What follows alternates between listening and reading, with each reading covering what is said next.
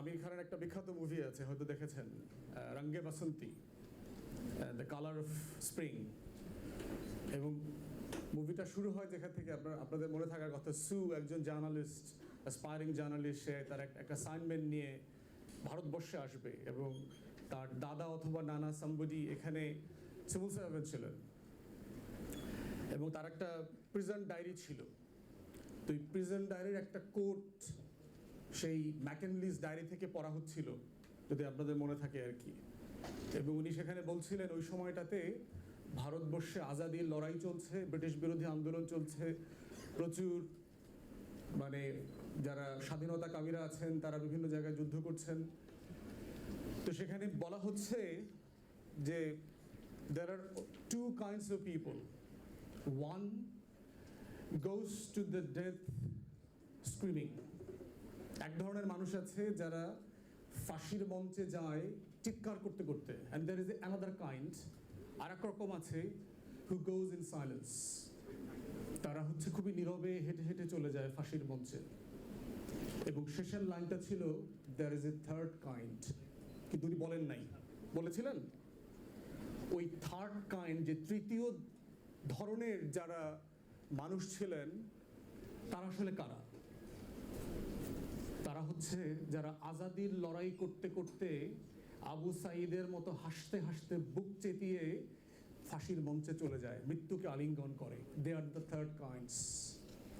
এবং আমাদের যারা 1400 শহীদ, এরা হচ্ছে ওই তৃতীয় ধারার নতুন বীর, যারা আজাদির লড়াইকে নতুন করে আবার মঞ্চস্থ করেছে 2024 সালে, এবং তারা হচ্ছে আমাদের রঙ্গে বাসন্তী। They are the colour of our own monsoon spring. আজকে যখন আমি জুলাইকে ফিরে দেখি, আমি যখন তরুণদেরকে দেখি, আমার শহীদদেরকে দেখি, তারা হিস্ট্রির সাথে কিভাবে ডটগুলোকে কানেক্ট করে, এবং সেই কানেক্টিং ডটসগুলোই হচ্ছে কম্বিনেশনের যোগফলের নাম হচ্ছে আজাদি, স্বাধীনতা। এবং আপনাদের মনে থাকার কথা, আপনাদের লড়াইতেও দেখবেন চট্টগ্রামের একটা মেয়ে পুলিশকে বলছে, আজাদি বোঝেন, আজাদি না কোটায় চাকরি পাইছেন, দেখেছেন? একটা ভেরি ইয়াং আপনাদের মতো যোদ্ধা সে বলেছে। তাহলে চিন্তা করেন যে রঙ্গে বাসন্তের সেই হিরোরা যেদিন হাসতে হাসতে গ্যালোতে চলে যাচ্ছিল, আমার আবু সাঈদরা যেদিন বুক চেতায়ে স্প্রিন্টারের সামনে দাঁড়িয়েছিল, আমার মুগ্ধ যেদিন পানি বেচতে বেচতে দিতে দিতে জীবন দিয়ে দিয়েছিল, ওই মেয়েটাও কিন্তু ঠিক একইভাবে আজাদির লড়াই করে গেছে। কারণ সবার মধ্যে এই যে আজাদির চেতনা, প্রেরণা, so strong to become free. Alex হেইলির একটা বিখ্যাত মানে নোভেল বলেন অথবা এটা পরে মুভিও হয়েছে, দি রুটস, শেকড়। যারা মুভি দেখবেন, দেখতে পারেন, অথবা যারা বই পড়তে পারেন, সেই রুটসের ক্যারেক্টারটা দেখেন, যে আপনার জাহাজের নিচতলায় সেই কালো কৃষ্ণাঙ্গ মানুষগুলোকে আফ্রিকা থেকে জাল বেঁধে ধরে নিয়ে আসতো। আপনারা যদি হিস্ট্রি পড়েন, the French colonialism, European colonialism in African countries, it was so brutal. British was also brutal here, no doubt. কিন্তু ওটা ব্রুটালিটিকে সবভাবে ছাড়িয়ে ফেলেছে। জাল দিয়ে, কারেন্ট জাল দিয়ে যেভাবে আমরা মাছ ধরি, ঠিক এইভাবে নদীর পাড়ে, সাগরের পাড়ে গিয়ে ইউরোপিয়ানরা গিয়ে জাল পেতে রাখতো মানুষ ধরার জন্য।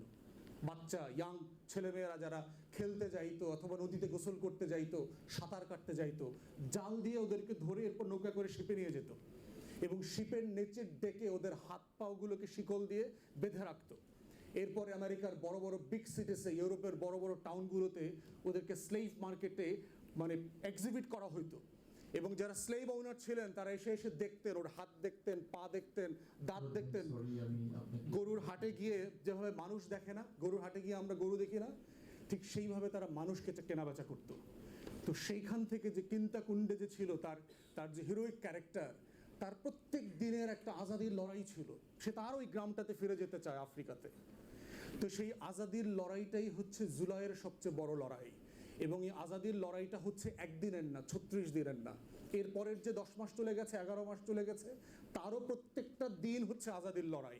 এবং এই লড়াইটা যদি আপনারা না করে থাকেন, আপনাদের 36 দিনটাকে আপনারা ব্যর্থ করবার জন্য লড়াই করছেন।